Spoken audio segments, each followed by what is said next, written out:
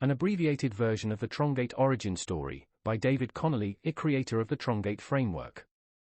There has been a lot of controversy and a great deal of misunderstanding surrounding the Trongate framework. For many developers, the idea of somebody releasing yet another PHP framework seems absurd. I mean, haven't we figured this out already? Shouldn't PHP developers be moving forward by embracing our own community standards?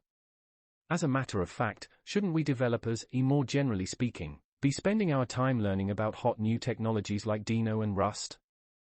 Before Trongate was even launched, I counted 165 negative posts, ranting about Trongate, on Reddit. Let me stress, this was before Trongate was launched or even finished. The naysayers were almost always perfectly anonymous. Several of them posted malicious, utterly false declarations of security bugs. A handful of them said that I was mentally ill. Even experienced PHP developers, who should have known better, attacked Trongate and attacked me personally. They did so without asking me any questions or making any effort to contact me. Do you know what? I don't blame them. The naysayers are not bad people, nor are they even bad developers.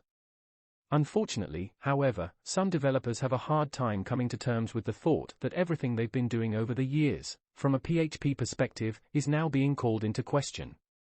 It doesn't really matter if we're talking about benchmarks, productivity, stability, or even ease of use.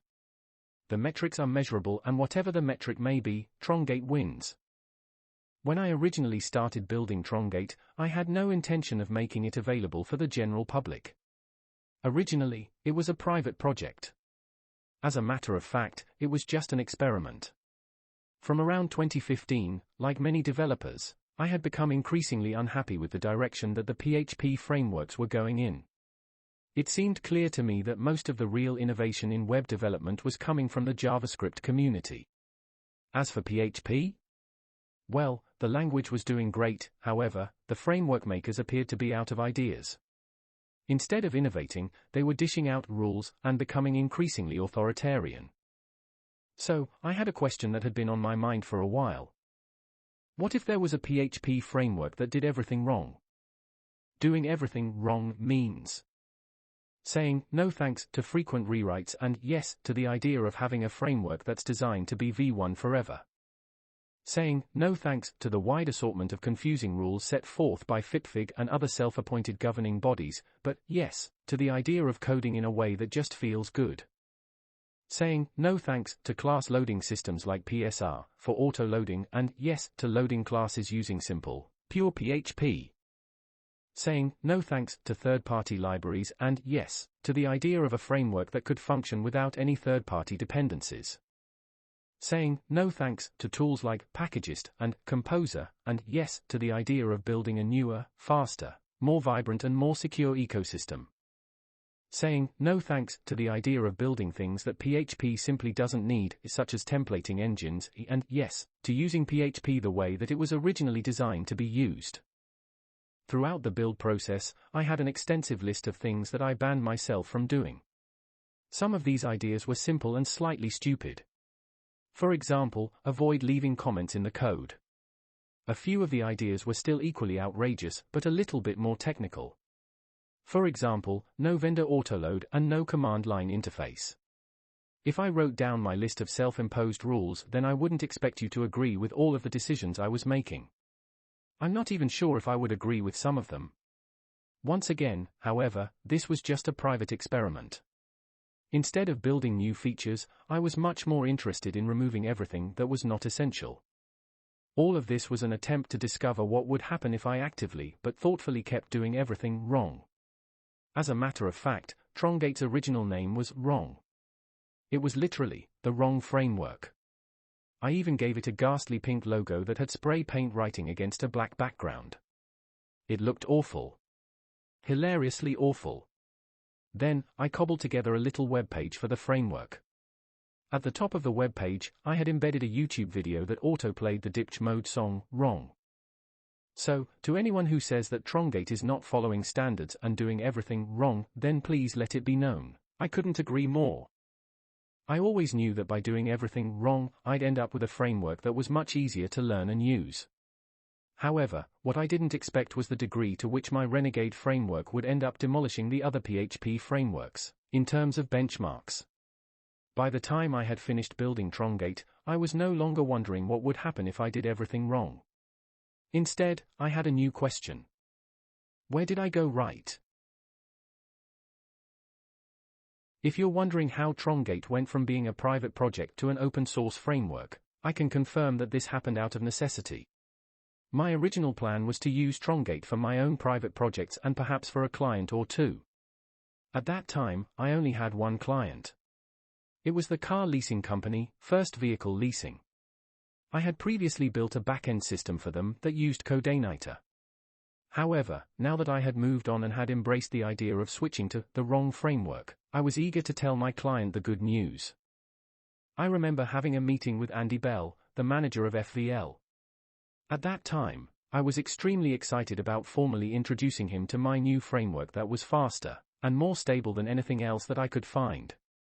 I felt sure that our conversation would end with an agreement to press forward with a new build for his call center. To my astonishment, his reaction was somewhere between complete indifference and, "There's no way I could ever use that." Andy Bell is not a developer, however, he is a very smart person who understands the web. Fortunately for me, he took the time to explain why he, as a business owner, wouldn't use Trongate. Turns out, it had nothing to do with the code or the general philosophy behind the framework. His perspective was that no business owner in their right mind would dream of using a framework that hardly anybody knew about. After all, if something bad were to happen to the developer, then it could potentially leave a company in an extremely difficult situation. They'd be stuck with a framework that nobody could understand. As disappointing as his response was, it made perfect sense. So, with that being the case, I realized that the only way I could use the wrong framework in my day-to-day job would be if I made the framework completely open source. More than that, I'd have to write documentation, record YouTube tutorials and do everything in my power to make Trongate a top 10 PHP framework. Fortunately, for me, there's a massive number of developers from all over the world who feel the same way about PHP as I do. They love PHP as a language, but they don't like rewrite culture. All they want is stability, and finally, with Trongate, they have a framework that gives them just that. Don't get me wrong, the benchmarks are nice and I hope you enjoy some of the fancy features that we now have. However, stability is the main priority for the Trongate framework. It always has been. It probably always will be. That's why I say that Trongate is the framework for people who just want to build cool apps, launch them and then leave them online for 5 years. Trongate is no longer a private, personal project. It has become much more than that. I think Trongate represents a sort of web development revolution. We have a growing army of extremely talented contributors who have all jumped on board the Trongate fun bus. Many of the developers from Team Trongate, as I like to call them, have worked for organizations like AWS, IBM, Rolls-Royce Aerospace and NASA. We also have a vast number of developers on board who have decades of experience of hands-on, commercial web development. These people have worked and succeeded in the front lines of the web development marketplace. Now, they're right here. They're with Trongate. I'm reluctant to start dishing out lists of names because I'll almost certainly forget somebody. However, Simon Field is certainly a concrete example of somebody who has poured massive amounts of hours into Trongate and helped us on our journey. Without people like him on board, Trongate would no longer exist. As for me, I'm standing on the shoulders of giants. To be involved in a project like this is the greatest privilege of my career. However, I want to close by stressing the point that Trongate is not me. It's much bigger than me, and that's a good thing. For reasons that I don't entirely understand, Trongate appears to be the new framework of choice for programmers who have deep experience of using traditional programming languages, like C, Fortran, Pascal and even COBOL. With Trongate, programmers finally have a web development framework that is not only stable but bare metal. In other words, it gets out of your way and leaves you, the developer, in the driving seat. I think the best example of an experienced programmer who appears to share the same values as Team Trongate is Rasmus Lerdorf, the creator of PHP. Unfortunately, I have never met Rasmus Lerdorf. I would love to. And I don't even know if he has heard of Trongate, but just look at what he had to say about the other PHP frameworks. back in 2016, when he made his infamous "They All Suck" remarks. The video above, in my opinion, marks the most important 3 minutes in the history of PHP. There are certainly lots of developers who will happily tell you that all the PHP frameworks suck. However, to hear this coming from none other than the founder of PHP himself is remarkable. If I've understood what's being said, and I think I do, it means that the creator of PHP would almost certainly agree with everything that Trongate stands for. I hope that I can have an opportunity to meet with the creator of PHP someday to enjoy a friendly conversation about PHP and web development in general. I'm confident that Rasmus and I would get along. The reason why I'm confident that we'd get along is because, unlike the other PHP framework makers, I listened. This is a very important time for PHP. At the time of writing, the newly formed PHP Foundation appears to be on the verge of introducing a lot of breaking changes. PHP, as a language, is currently at a fork on the road. There are two possible directions for PHP. One option is for PHP to remain a C-type programming language. This would make sense since C is the language that was used to originally create PHP. Keeping PHP aligned with C would mean an emphasis on performance and rock-solid stability. Indeed, if PHP continues down this path, then I think it's inevitable that PHP will eventually become a compiled language like C++, Golang, or Swift. If such a thing were to happen, then it would open up a wide assortment of exciting possibilities for PHP developers.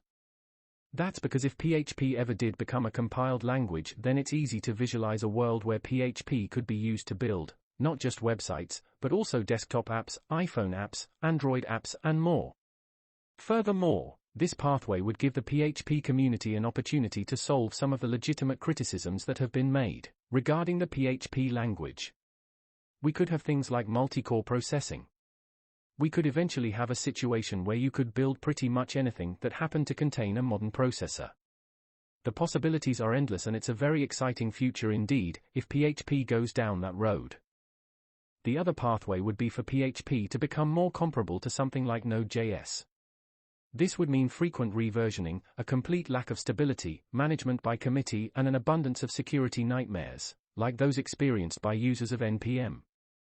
If PHP goes down this path, PHP will continue to get crushed by the JavaScript community and others who are, frankly, better at thriving in that type of arena. These are the two directions that PHP can go in. You can probably guess which one Team Trongate is hoping for. At the time of writing, I still have a lot of work to do here, particularly with regards to the Learning Zone. So, you'll probably see quite a lot of tutorials with me at the helm. However, please let me assure you that I have no intention whatsoever of positioning myself as some kind of web development governing body.